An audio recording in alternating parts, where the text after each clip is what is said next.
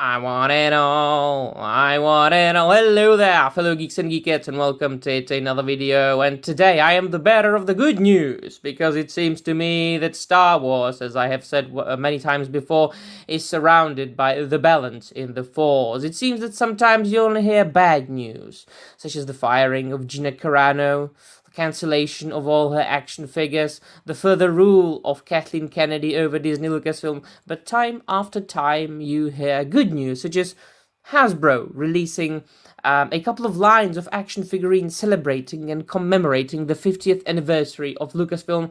A couple of weeks ago, I already made a video about such a line, when the people who are in charge of choosing what figures will come out only chose figures from the original trilogy, the prequel trilogy, and the Clone Wars, and that of course made me and many other fans absolutely happy. Now we've got another series, another wave of action figures coming out, and these figures, my friends, mostly come from the Legends. Oh yes, indeed, from the expanded universe of Star Wars, the good old comics and the good old novels. I think that only one of them is a part of contemporary canon, but let us jump straight into it, and the first one is, of course, the Sith apprentice himself, Darth Maul. Look at that, from the original comic books, as he appeared there, without the top of his Sith robe, so he is bare-chested with his double-bladed lightsaber that you can divide, so he can bear two lightsabers instead of one. When you look at the face sculpt and the paint of at least the prototype figure, he looks absolutely bloody fantastic. He comes in a prestigious packaging with a window that you can open and close.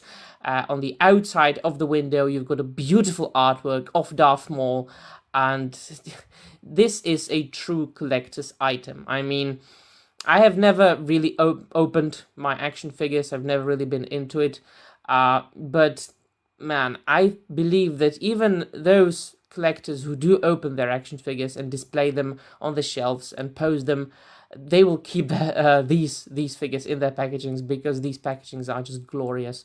The next figure in the line is Jackson, which is a character who first appeared in, I believe it was the Marvel Star Wars comic books, the original Star Wars by Marvel in the 1970s. Or the 1980s. It's basically an alien rabbit. A green alien rabbit. And look at this bloody cutie. Look at him. He looks absolutely crazy. The packaging is great as well. It's the same packaging as Darth Maul's packaging, but with a different artwork, obviously. And the figure itself comes with two blasters. The face sculpt is just glorious. Once again, I can't wait for these figures. I have to have them all. Although I have to admit that Jackson is of all these, he's the one that I want the least. But the next one, look at that. Oh boy. The next one is Karna Jax, who is a character from Star Wars The Crimson Empire, a character who is garbed in the armor of the Imperial Guard. And the color, look at that crimson blood red, radiant red color, with the soft goods cloak, the double-bladed staff, and the saber. Even the normies, even the people who are not really like hardcore Star Wars fans, will recognize the helmet of the Imperial Guard that guarded Emperor Palpatine, Darth Sidious. You can pose him around, of course. It seems that he's got a pretty nice articulation, but once again, who would open these figures? If you look at the packaging, the artwork looks... I don't know what's better, the figure or the packaging, really. I suppose that the combination of the two. And the last one in the series, the creme de la creme of the entire four-figure wave, Luke Skywalker from Heir to the Empire, the Thrawn trilogy, written by Timothy Zahn in the 1990s. And it's Luke, and he comes with Isalamiri. I don't know how to pronounce it. I've always only read about this creature. And it's a creature that really is able to suppress the Force. And that's why Grand Admiral Thrawn always wore one of them around his neck, so he can't be attacked by, Jedi. And Luke himself, it's apparent that his face sculpt was reused from some of the earlier, figures. But otherwise, look at him. It's Luke Skywalker in, obviously, clothing that we have never seen him before in action figure form, 6-inch action figure form.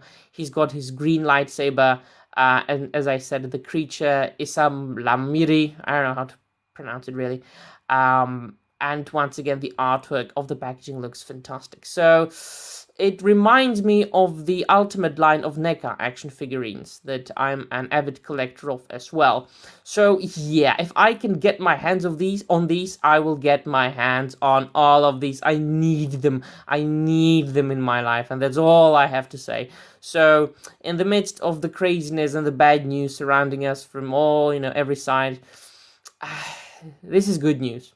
More toys, because we need toys in this day and age, in these dire times. All right, so let me know in the comments down below if you are a collector of action figures or memorabilia as well, if you like this wave, if you are going to get any of these figures, and what do you think about them. And that will be all from me. Thank you very much for watching. See you soon, and may the Force be with you.